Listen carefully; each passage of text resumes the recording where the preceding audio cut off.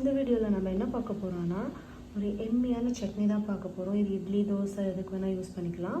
So அதுக்கு தேவையான ingredients பார்த்திங்கன்னா ஆனியன் இந்த மாதிரி சாப் பண்ணிக்கோங்க. அதுக்கப்புறம் கார்லிக், கொஞ்சமாக ஜிஞ்சர், அப்புறம் புளி அண்ட் ஒரு காரத்துக்கு ஏற்ற மாதிரி காஞ்ச மிளகா, 2 தக்காளி. இது நல்லா எல்லாம் எடுத்துக்கோங்க. எடுத்துகிட்டு குக்கிங் ஆயில் யூஸ் பண்ணிக்கோங்க. நான் யூஸ் பண்ணுறது கோல்ட் ஆயில்.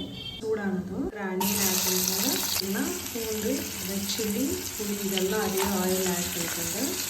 அப்புறம் பார்த்திங்கன்னா நான் சாப் பண்ணி வச்சுருக்கிற டொமேட்டோவும் அதிலே ஆட் பண்ணிக்கிறேன். இந்த மாதிரி ஆட் பண்ணிவிட்டு அது நல்லா அந்த ராஸ்மெல் போயிட்டு நல்லா அது எண்ணெயிலே போயிட்டு நல்லா வதக்கி எடுத்துக்கோங்க. சால்ட் ஆட் பண்ணிக்கிறேன், அப்போ தான் சீக்கிரம் வரணும். இது ராஸ்மெல் போயிட்டு நல்லா வேகிற மாதிரி நல்லா வதக்கி எடுத்துக்கோங்க ஆயிலில். அப்போ தான் நீங்கள் சட்னி அரைக்கும் போது ரொம்ப டேஸ்ட்டாக இருக்கும். உங்களுக்கு கொஞ்சம் நேரம் ஆகிட்டு ஒரு 10 மினிட்ஸ் கழிச்சு ஒரு சூடு ஆடினதும் மிக்சியில் போட்டு பிளெண்ட் பண்ணி எடுத்துக்கலாம். அதாவது இந்த அளவுக்கு வந்ததும் கொஞ்சம் மிக்சியில் போட்டு அரைச்சி எடுத்துக்கலாம். கொஞ்சம் ஆற வச்சுட்டு அரைச்சி எடுத்துக்கோங்க. அதே கடாயில் கொஞ்சம் எண்ணெய் போட்டுக்கோங்க.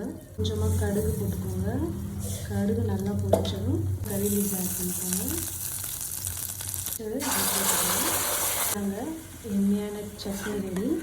ஸோ உங்களுக்கு இந்த வீடியோ பிடிச்சிருந்தா லைக் பண்ணுங்கள், ஷேர் பண்ணுங்கள், சப்ஸ்கிரைப் பண்ணுங்கள்.